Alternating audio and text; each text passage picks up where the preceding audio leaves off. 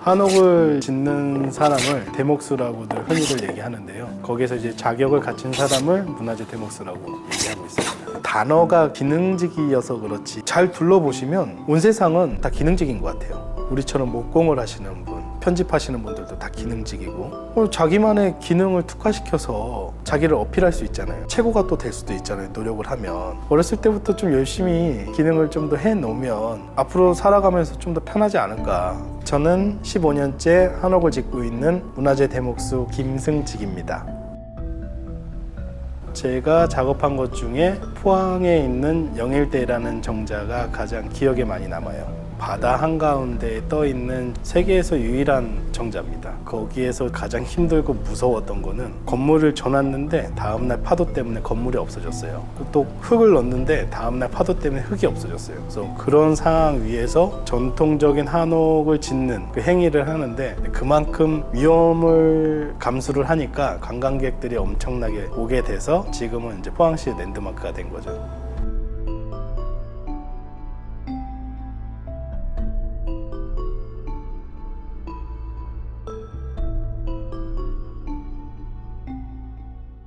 한옥을 짓는 사람들의 모습은 나이가 50이 되고 한복을 입고 고지식하고 턱수염도 좀 기르고 이런 분들을 좀 많이 상상들을 하세요. 근데 문화재청에서 주관하는 대목수라는 시험을 보게 됐는데 시험을 1,500명이 와서 시험을 봤는데 완성을 하신 분이 100명 그리고선 합격하신 분이 30명. 제가 24살 최연소였고 바로 위가 한 40살. 문화재청에서는 나이가 너무 어려서 이거를 줘야 되느냐라는 문제 때문에 조금 약간 실갱이가 있었어요. 근데 다행히 채점제 위주로 이제 바뀌어서 합격을 할 수 있게 됐죠.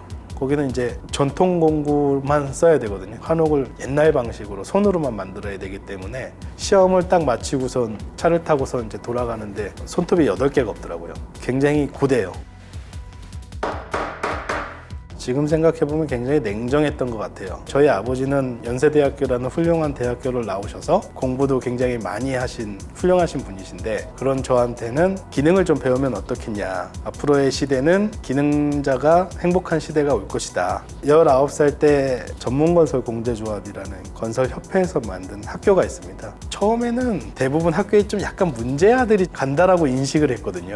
근데 그렇지도 않더라고요. 그 캐드를 가르쳐주고 목공을 가르쳐주고 용접을 가르쳐주고 기초부터 고급과정까지 학생들한테 가르쳐주니까 할 때마다 계속적으로 레벨업을 해가는 과정이 너무 재밌었어요. 목공 기초를 다 닦고 나서 선생님이 그러셨어요. 일반 회사원보다 3, 4배 이상의 연봉을 벌고 네가 하고 싶은 일을 하면서 퇴근을 할 수 있다. 20살 때부터 현장을 나갔는데 진짜 흔히 말하는 노가다판, 기능이라기보다는 그냥 막노동, 목공을 하는 것 자체도 너무 힘들었고 대목을 따는 과정도 너무 힘들었고 30살 전까지는 계속 실패였던 것 같아요. 나이가 너무 어리니까 돈이 없잖아요. 대패를 하나 맞히는데 5만 원에서 10만 원 정도예요. 근데 그게 한 10대 있어야 되고 끌을 하나 맞히는데 사이즈별로 하나씩 다 있어야 돼요. 그게 또 한 100만 원까지도 가겠더라고요. 도저히 돈이 없으니까 만들 자신이 없어서 일단 대장장이니까 아저씨한테 찾아갔어요. 가서 그냥 영화처럼 저 아저씨 힘든 거 없습니까? 내가 옆에서 청소라도 하겠습니다. 돈 주고 사든가 가래요. 그리고 다음날 또 갔어요. 근데 아저씨가 되게 귀찮아하면서 그걸 하나 주셨어요. 그래서 감사합니다. 그래서 또 갈라 그랬는데 몇 개가 더 있으면 더 좋겠더라고. 그래서 아침에 가면 이제 청소해주고 그게 자연적으로 영화처럼 되더라고요. 그리고 연장이 생기니까 어딘가 가서 이거를 해봐야 되는데 갈 데가 없잖아요. 그래서 내 연장도 쓸 겸 전국에 있는 유명한 목수들한테는 다 찾아갔어요. 그때만 해더라도 자기의 기술을 남한테 가르쳐 주는 거를 자기의 모든 재산이 뺏기는 것처럼 안 가르쳐 주셨어요. 그래서 이제 밤에 빨래를 좀 해드리고 술 좀 취하셨을 때 이걸 어떻게 만들었냐. 그러면 이제 그때 조금씩 가르쳐 주세요. 그런 일들을 했어요. 근데 그걸 가지고선 저는 뭘 했냐면 3D 설계를 처음으로 하게 됐죠. 저 같은 경우는 대목이잖아요. 지금으로 따지면 건축 설계를 하면서 시공업자예요. 창호는 어디다 놓을 거고 내부는 어떻게 할 거고 설계를 해요. 그럼 대목이 실제 한옥을 지으면 나머지 소목이나 창호나 기와 애들한테 나의 머릿속에 있는 거를 전달해 주는 거거든요. 한옥이 뭐 이런 데다가 끼워야 되는 방식이다 보니까 3차원적인 그림이 있어야 결합이 돼요. 2차원적인 평면도 도면을 가지고서는 할 수가 없어요. 3차원적인 그림이 있어야 남들이 좀 쉽게 이해를 할 수 있겠더라고요. 설계하시는 분들도 자료가 없어서 찾지 못했거든요. 그래서 그냥 자료를 몇 개 던져주면 이렇게 하면 되는구나 하면서 보면서 좋아하셨어요. 저도 그런 거에 탄력받아서 사람들한테 더 가르쳐주고 싶은 욕심이 좀 더 생겼었던 것 같아요. 시작부터 끝까지 계속 대중화를 시키는 게 즐거움이었던 것 같아요. 기능도 이렇게 가공을 할 수 있습니다라고 보여주고, 한옥이 돈이 너무 비싸고 하니 아파트에도 들어갈 수 있습니다 해가지고 대중화를 시키고, 이 어려운 한옥을 일반 사람들이 되게 쉽고 편하게 다가갈 수 있게, 그거 보면서 많은 희열을 느끼는 것 같아요. 우리나라에서 기술을 갖고 있는 사람들을 대부분 다 기능인이라고 하거든요. 시합을 할 때도 기능 대회라고 해요. 근데 프랑스나 다른 사례들을 보면 마스터 제도라고 해가지고 우리한테는 목수인데 그들한테는 마스터예요. 근데 그분들은 급여로 따지면 사장만큼 높을 겁니다. 왜냐하면 직장 다니는 사람이 100이라면 기능인은 1명이거든요. 그 마스터도 몇 명 안 돼요. 그럼 마스터가 그걸 가공을 하니 그 사람들도 얼마나 믿을 거예요. 최소한 우리가 지금 하고 있는 저런 기능대회라는 그 단어를 좀 바꿔서 다른 사람들이 나를 보고선 또 따라오지 않을까 하는 생각이 드는데, 우리나라에서는 좀 더 좋은 단어를 써야 되겠죠. 근데 아직 그 단어를 생각을 못 해봤어요. 장인도 좀 그래. 고등학교 졸업한 애들한테 명장이라고 할 수는 또 없거든요. 그 단어가 장관님한테도 얘기했는데 그 단어를 좀 어떻게 만들어 보라고 하는데 제 머릿속에서는, 손으로 만드는 직업이 GDP가 3만 불이 넘었을 때부터 베스트 10에 들어갈 정도로 좋은 직업 중에 하나라고 이제 뽑혀 있거든요.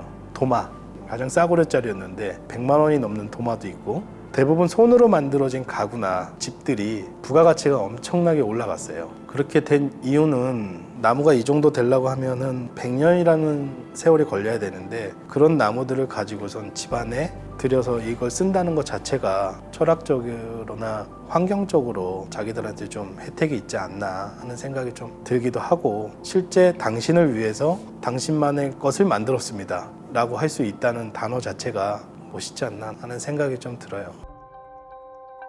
지금 우리가 흔히 알고 있는 기능을 좀 특화시켜서 만들어준 고등학교들, 뭘 하고 싶어도요 많이 못해요. 다칠까봐 위험해서 못하고, 재료값이 너무 비싸니까 많이 사다 놓질 못해요. 그런 틀이 좀 없었으면 좋겠어요. 위험 소재가 있으면 안전을 위한 교육을 먼저 하고 나서 교육을 했으면 좋겠거든요. 손 이렇게 보면 여기는 150바늘을 꿰맸어요. 여기는 이제 한 50바늘 정도 꿰하고, 내 선배들은 손가락 없으신 분들도 있어요. 또 현장에 가면요 인건비라는 게 정해져요. 기술 능력에 따라서. 근데 교육을 안 받고 현장부터 시작했던 사람들은 그 이상이 안 올라가요. 알라고 하고 싶어도 이게 몸이 안 되니까 너무 늦어요. 되게 무서운 말이잖아요. 근데 제대로 된 교육을 받으면 나처럼 손 다 있거든요. 안전하게 다 제대로 할 수 있어요. 또 금액이 자기가 원하는 대로 계속 올라가요. 높은 위치까지 올라갈 수 있어요. 좋은 환경을 잘 만약에 만들어줘서 학생들이 그 교육을 잘 받는다고 하면 저보다 더 훌륭한 친구들이 많이 나오지 않을까, 세계에서 초청하는 예술 작가가 나오지 않을까, 그렇게 생각하고 있어요.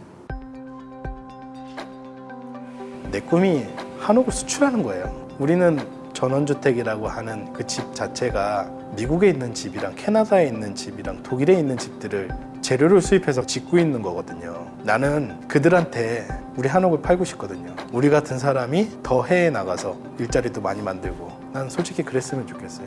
처음에는 내가 이걸 해야 되나 너무 막막하고 좀 두려웠어요. 근데 돌이켜보면 그게 없었으면 아마 여기까지 못 왔을 것 같아요. 영광의 상처라고 생각하고 있거든요. 저는 지금 제가 너무 좋아요.